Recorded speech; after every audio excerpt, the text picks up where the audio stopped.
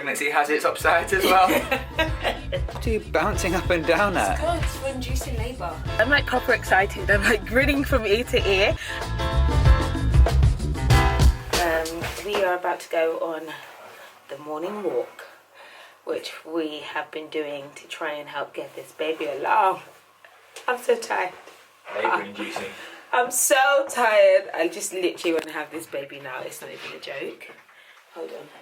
Even I'm getting tired as well. You tired, babe? It's hard work, this. Michael likes to make it about him. No, it's not about me. And it's just hard work, you know? loads of people have noticed that I'm like really out of breath and stuff. Like I can't even talk as much, which is really sad for someone like me who literally loves talking all the time. How do you feel about that, babe? Well, pregnancy has its upsides as well. I don't want to be one of those boring people that just waffles on about the weather, but when you don't get good weather, when you do get a nice day like this, you properly appreciate it. You really appreciate it. I've got a fun game as well. Where no, don't tell them about the game. I'm going to tell you guys about the game, okay? Because we try and, divulge what we can. So on the path, it's been really wet, so on the path that we're walking, for some reason we noticed there were loads of dead worms. So we have a worm count. We have a worm count game, so whoever spots the worm first has to shout worm. And you can also do a description of the worm, so it could be squashed worm, fat worm, crushed, scrawny worm. What other descriptions are there? I don't know, just dead worm. Dead worm. So basically we're a little bit sad, but you need to entertain yourself when you're like walking. Yeah. And I'm walking particularly slow. The thing is, usually I feel really dreary and horrible, but as soon as I like have a little walk, I feel a bit better for the day. We're basically wearing scruffy clothes. Michael put on these jeans this morning, and these are the ugliest jeans I've ever seen. If anybody's ass could look so unflattering, like these are the jeans for the most babe, don't try and tense it and all sorts. These jeans, oh my god. You bought these jeans for me actually. Yeah, about 1,000,000 years ago. These jeans are like 1960 jeans. Everyone must have in their cupboard or their drawers like a crusty pair of trousers and a crusty like t-shirt or hoodie that they keep as like if they're decorating or painting or I don't know. These make you look like you've got an indenter bum. Oh, let me tell you guys something. So I have a thing about bums, right? And like there's a bum that's called there's either a V-shaped bum or an indenter bum, a bum that goes in. How's your bum gonna go in? What, like a cave? Literally concave arms. Is that what my bum does? How does this look? That's straight. But don't film me. Is that filming? No. Patricia's doing her labour-inducing exercises right now. I'm not quite sure what this is. What do you think that's just gonna, cause it to bear down? So back in from the walk, and I always like to pick up a treat. If y'all don't know about Supermalt, this is actually my current craving. I think I have one like every day. It's gonna make me fat, but I actually don't care. I basically decided to just get ready a little bit for the day. I'm feeling so bloated and so bleh, but sometimes just getting ready always makes a big difference for me. I'm gonna film this loft room tour finally, which will be on my main channel tomorrow or Sunday. I don't know when this video is going up, probably Saturday morning. And then I will do a nursery room haul and tour kind of thing, like all things baby, because I haven't done any of that full stop. So I'll try and do that so you guys can finally see all that good stuff as well. Okay, so I was planning on making this like a really short video, but I decided I'm just gonna fit everything into it. So I've literally got all the things I've got here, like all the mummy baby stuff, got the baby's hospital bag and stuff, and I'm gonna do the room tour as well.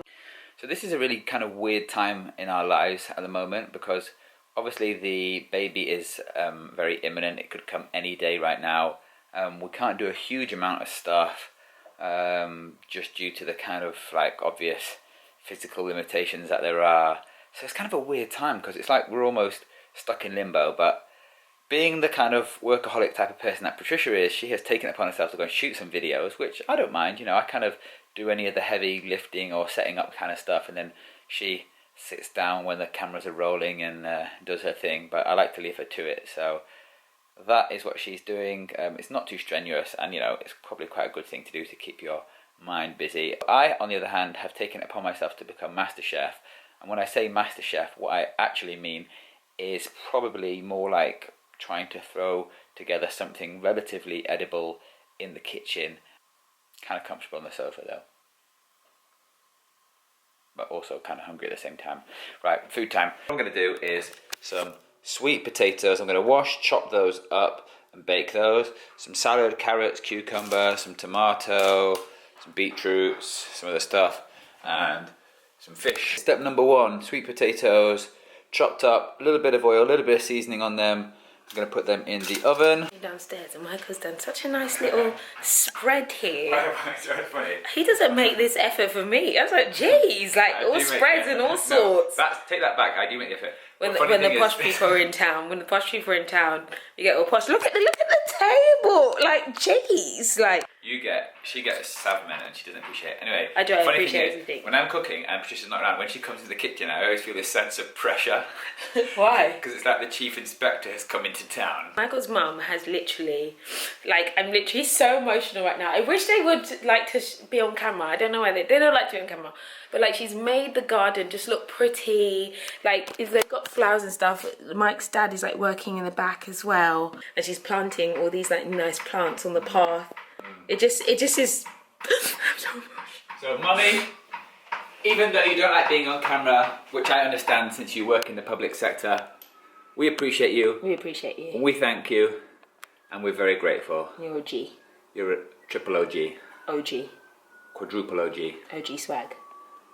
Dab. And it's. I'm hearing these strange sort of thudding noises from upstairs. I have no idea what this wonderful lady is up to. I'm going to try and find out and sneak up on her, hopefully. See what she's doing. Babe! What are you doing? I'm trying to stay fit, get this baby out. It's meant to be really good. What are you bouncing up and down at? It's good, it's for inducing labour. Okay, To yeah. get this baby out of me. No, I haven't had enough. I'm trying to be really grateful. I've got a week to go. So, I just want the baby's head to descend. I'm feeling that pressure down there. That bouncing looks a bit vigorous, honey. Is it too vigorous? Imagine if you flew off it. Careful. Knowing you and knowing what your balance. My dad was on it yesterday. My dad tried, ended up on the floor. Yeah, hilarious. Hilarious. Yeah. It's actually quite good. It's quite a good exercise, to be honest with you. Does it work? Well, I've heard some women who have vigorously used this and then gone into labour like the next day. Okay. Along with my evening primrose oil. I'm doing everything. I've got a week to go. So. Yeah. This is doing all these kind of labour-inducing exercises, which is quite funny. I understand because I know it's getting quite hard, and we're all feeling the weight of this wonderful child of ours, and so we're trying whatever we can do. It's like having an egg between my legs. A really big egg. So yeah, we'll see whether this works. So we've decided it's time to get out of the house and go and do a couple of missions. Going to pick up some stuff for the room, and maybe even go out and have a little bit of a cheeky little date night. I'm making an effort. Oh. As if we're going on a date. That feels really special. There he goes, moisturising. He's creaming. He actually has been moisturising the whole time. I know. I'm trying to make sure that I don't look like I'm about 60. It's been a bit of a weird day today. Just filmed. A very weird day. And this is like, it's almost like you feel like you could give birth at any time or you could not. It's like, do you just kind of do nothing? Like, carry on as you have to just kind of carry on as normal. Anyway, if Michael can hurry up and not take a million years to get dressed up. The cheek of this woman, of all the years I must have spent literally months waiting for you. Look at him. I must have spent literally months. This beautiful, lovely woman of mine, if she has to wait for less than 5 minutes to me, there's complaining going on. The cheek, double standards. I didn't complain. I just said it would be lovely if he would be finished at some point in time this side of the century. I'm like proper excited. I'm like grinning from ear to ear. I was like, why am I so excited? Before I actually switched the camera on, she did her little excited scream. I usually scream when I'm excited. And she goes, ah! But it's been ages since we've done something nice like this together, We've not done anything nice. I mean, yes, we were in Spain, but that was like a... How long ago was that? Yeah, that was like a month ago. That's way too long. Don't doubt. Here's a question. Should we go to Nando's before we go cinema? bring a young Nando's takeaway. Okay, I'll order Nando's and we'll pick it up before we go into the cinema. Obviously, we have to sneak it under my baby on board badge. Under your bump. I'll just say, look, I'm allergic to the cinema food. So what we'll do is when we get there to the cinema and the guy says, "Why is your bump smelling like chicken?" you can go to the guy, "You're being racist! I'm pregnant and you're being racist because saying I smell like chicken." It's so true. You know, I feel like I look pretty good. Apparently not. No. The shirt was nice, right? I bought this jacket for Michael when he was like years ago. Like literally when he was like 3 sizes bigger than he currently is. And I bought this jacket over 6 years ago. This jacket is like, it's hanging off of him. Who knows? And then he's wearing it with red trousers. It's hanging off of him. And then he's wearing it with red trousers. You can't. These pants are maroon and they look fresh. Michael would dress like Joseph with his Technicolor dream coat if we didn't have me. When I met him, there used to be some orange hoodie. Oh yes. That he used to wear all the time, and I used to be like, "Where are you going with this hoodie?" I remember hold on, babe. I remember our first date outfit, or your first date outfit. I don't know what I wore, but I remember what he wore. He wore a yellow T-shirt with some Brazil line on it, right? It looked sick. And then he wore it with a khaki jacket and khaki trousers. Khaki was it was like army wear, it was like military. Remember when military was the thing to wear? Everyone can probably relate to this. When you go on like a first date with somebody and you want to make it look really casual and calm, like you didn't really think about it, but you spent ages thinking and planning what you were going to wear. That was it. But I pulled it off. I had some nice little Pumas on. Remember those little Pumas? I remember that. I hated Pumas. Them as well. You know when you look at a guy and you look at their footwear and you're like, your footwear is not on point? But you see girls here, you can't judge a man by his trainers. You can't, and I know girls who, the first thing they do, they see a guy and they look at his trainers, what he's wearing, and my heart sank when I saw Michael's penis. What? They were butters. They were awful. However, he was so lovely and you had a good reputation. Like everybody said Michael was a good guy, who I knew, and he had a little bit of a, cheeky, I'm going to make his head gas. He had a cheeky little... This guy's storming up my inside. What are you doing? Gosh, some of these drivers with your little... Where are you rushing to go into... rushing to the red light? Into the back of the other man's car. Where are you going, mate? Anyway, road rage over. Carry on with the story. Yeah, so he had a good reputation, and he was just a lovely guy. So I oversaw the Pumas, and I oversaw the khaki outfit.